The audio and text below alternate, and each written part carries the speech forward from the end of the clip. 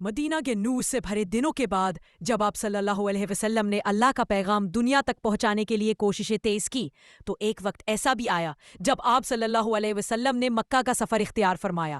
یہ سفر عام سفر نہیں تھا، یہ محبت، معافی، عظمت اور رحمت کا سفر تھا۔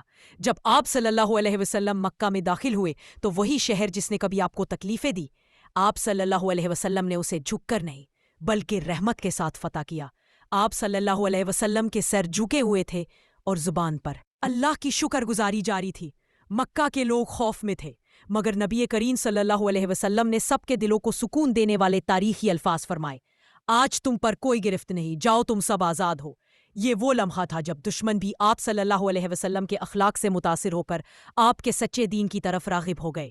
آپ صلی اللہ علیہ وسلم نے خانہ کعبہ میں داخل ہو کر بتوں کو گرایا اور اعلان فرمایا کہ حق آ گیا اور باطل مٹ گیا۔ پورا مکہ نور ایمان سے روشن